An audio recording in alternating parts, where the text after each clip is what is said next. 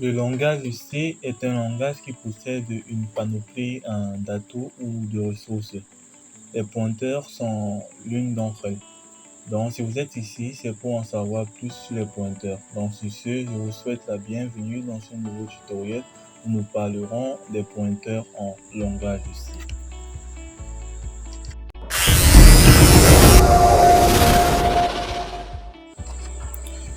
Première des choses à savoir et chose la plus importante, c'est qu'il est pratiquement impossible de faire un programme en C sans utiliser des pointeurs. Donc, ça vous donne un peu une idée de l'importance des pointeurs en langage C. Donc, pour bien comprendre ce que sont les pointeurs, il vous faut déjà avoir une idée de comment l'ordinateur stocke l'information en mémoire. La mémoire, elle est constituée de millions d'espacements mémoire placés les uns à la suite des autres. On dit alors que la mémoire, elle est rangée de façon séquentielle. Donc, vous pouvez voir la mémoire comme une sorte de tableau avec plusieurs cases. Les cases sont placées les unes à côté des autres. Et maintenant, chaque case a une adresse. Donc, pour accéder par exemple à la case 10, je prends peut-être à la case 10 de votre mémoire, vous enregistrez l'adresse de la case 10 et là, on va vous afficher le contenu. C'est un peu comme ça que ça se passe. Pour ce qui est de la déclaration des pointeurs, elle se fait de la même façon que celle des variables, la convention. Donc, comme avec les variables, pour déclarer une variable, il y avait certaines règles à respecter.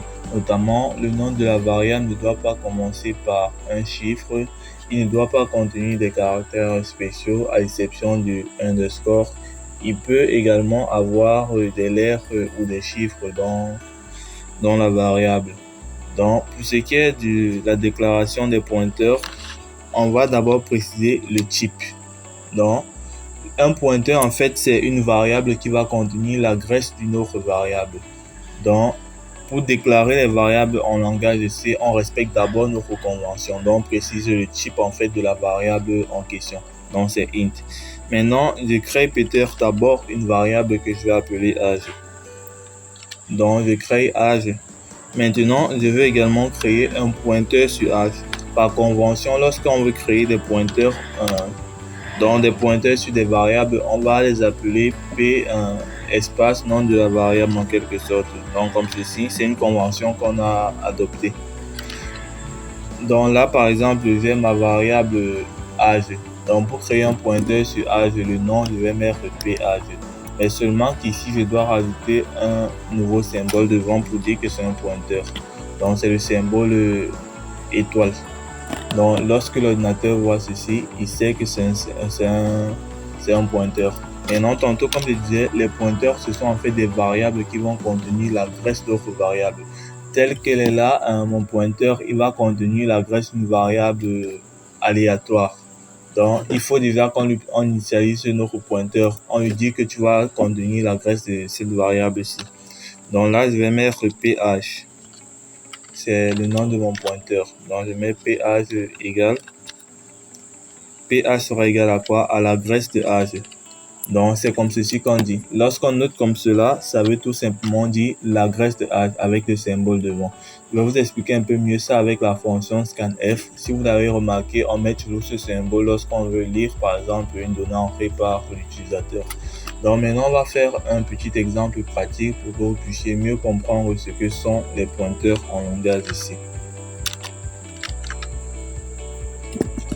Donc là, je vais enlever ceci. À ce niveau, voici ce qu'on a. Donc là, on a un printf entrée vocage. Maintenant, on va lire l'âge qui a été entré. Et maintenant, on va renvoyer l'âge et l'adresse de la variable âge. Déjà, au niveau de scanf, je vais vous interpeller un peu sur cette écriture-ci. Généralement, lorsqu'on écrivait nos programmes en langage C, on ne prêtait pas un peu trop attention à cela, mais je pense que le moment est venu de vous expliquer à quoi ça sert, ce que ça veut tout simplement dire. Donc, lorsque j'ai déclaré mon pointeur, je vous ai dit que le pointeur âge était égal à l'adresse de âge. Donc, lorsqu'on fait référence à l'adresse de âge, c'est comme ceci qu'on note. Et c'est également l'adresse de âge qu'on note ici. Dans d'autres termes, lorsqu'on utilise la fonction scanf, en fait, on va lire la valeur utilisée la valeur entrée par l'utilisateur, et on va stocker cette valeur-là dans l'adresse de la fonction age. Donc je prends un exemple. Si l'adresse de la fonction age c'est par exemple 1000, donc lorsqu'on va lire tout ceci, donc on va lire l'entier que l'utilisateur va entrer, on va stocker ça dans la case de mémoire d'adresse 1000 et ça va correspondre à notre variable age. Donc en fait c'est ça la syntaxe du scanf. Donc à ce niveau, lorsque je vais un peu lancer pour voir comment ça se comporte, on va à peu près voir comment le programme sera exécuté. Donc là, on me demande d'entrer mon âge. Si j'entre par exemple 12, ça me renvoie votre âge est 12 et l'adresse est ce nombre-ci. Bon, déjà là, je vais mettre un peu un anti-n pour que ce soit un peu mieux visible. Je vais vous expliquer un peu plus en profondeur ce que ça veut dire concrètement.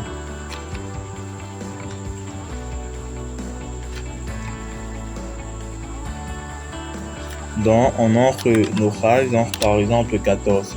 On me dit votre âge est 14, l'adresse de la variable âge est pour ce nombre-ci. Comme vous pouvez voir, l'adresse en fait c'est un entier. Donc, il est probable que lorsque vous allez écrire ce même programme chez vous, eh bien cette adresse elle ne sera tout simplement pas la même parce qu'en fait ça va dépendre de la mémoire. Et comme on n'a pas les mêmes mémoires, forcément ça sera différent. Donc ici, ça nous a renvoyé l'adresse de notre variable âge. La variable âge qui est stockée, la variable âge qui a l'adresse suivante stocke un nombre qui est 14. On peut également atteindre ce nombre-là de différentes façons. Donc si par exemple à ce niveau, au niveau de pourcentage de DH et que je mettais plutôt ici étoile. Donc si je mets étoile ici, ça va me renvoyer plutôt la valeur de âge. Donc, étant donné que P de A, c'est l'adresse de âge, lorsque je vais mettre étoile ici, ça va plutôt me renvoyer sa valeur et non son adresse. Donc, c'est ce que nous verrons ici.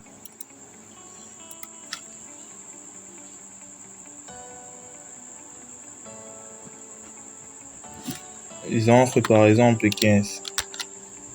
Vous voyez, ça me dit votre âge est 15. Et là encore, ça va renvoyer 15. Donc, par convention, lorsqu'on va mettre étoile PH, ça va renvoyer la valeur de âge. Donc, lorsqu'on met le symbole ci devant le nom de la variable, par exemple, ça veut dire tout simplement l'adresse.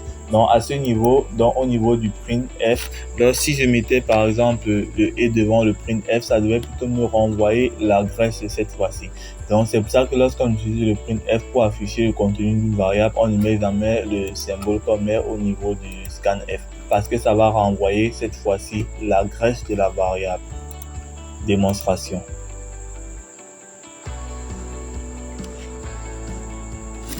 J'entre par exemple 19.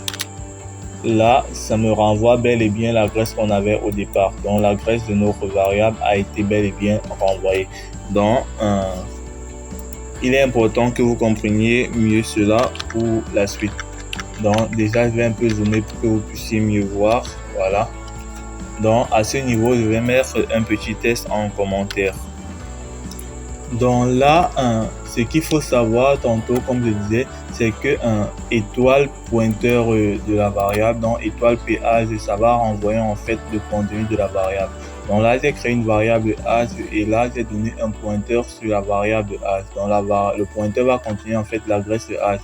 Donc lorsqu'on va mettre étoile PH, ça va renvoyer en fait la valeur de la variable âge.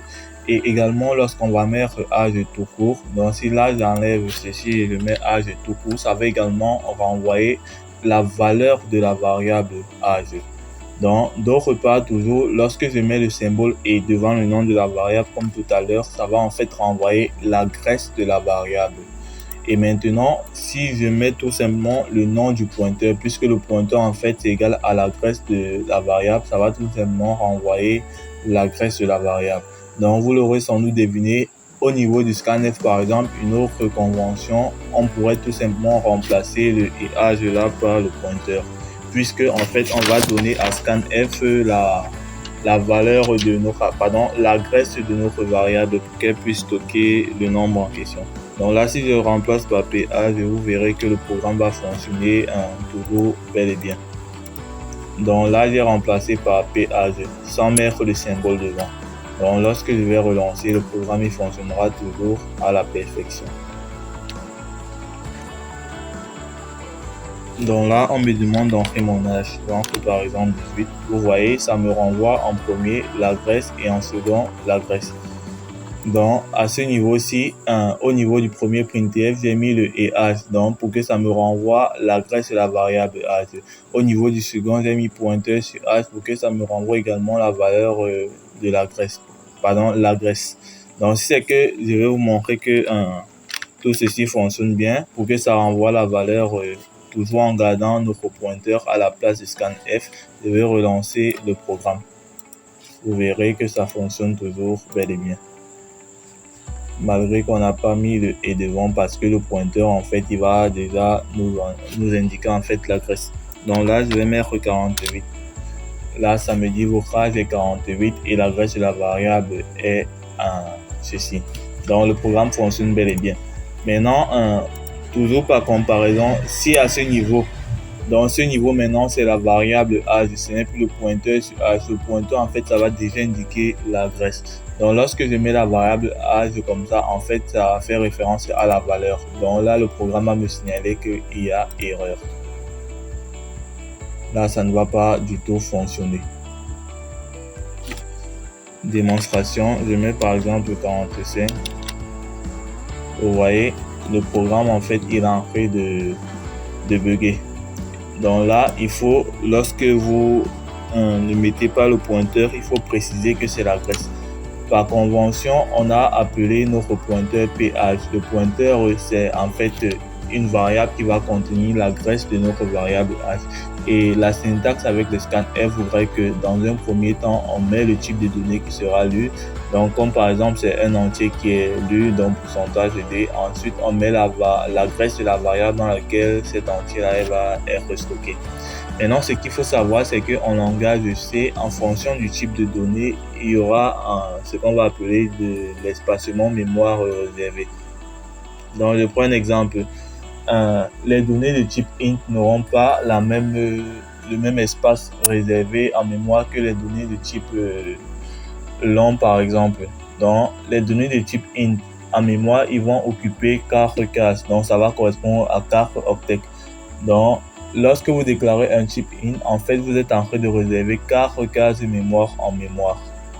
Lorsque vous déclarez un type caractère, donc pour un seul caractère, en fait, vous réservez une seule case de mémoire parce que c'est un caractère. Donc, on appelle ça un octet. Et maintenant, pour les types doubles, par exemple, c'est les types doubles ou longs comme ça peut être 8 octets. Donc, les mémoires, en fait, la mémoire, c'est en fonction du type. C'est pour ça qu'en langage C, lorsqu'on définit le type, en fait, ça réserve déjà l'emplacement mémoire qui correspond et ça va nous aider pour la suite. Donc, si on faisait ce cours sur les pointeurs, c'était déjà pour initialiser un peu sur les tableaux. Parce que les pointeurs et les tableaux, ça va de pair. Bien comprendre les pointeurs vous facilitera l'usage des tableaux. Donc, dans la prochaine vidéo, nous verrons ce que sont les tableaux en langage C. Donc déjà, je vous remercie énormément de m'avoir écouté et je vous demande s'il vous plaît de lâcher un max de pouces bleus. Ça aide beaucoup pour le référencement de la vidéo et surtout, n'hésitez pas à vous abonner à la chaîne pour ne pas manquer les prochaines vidéos.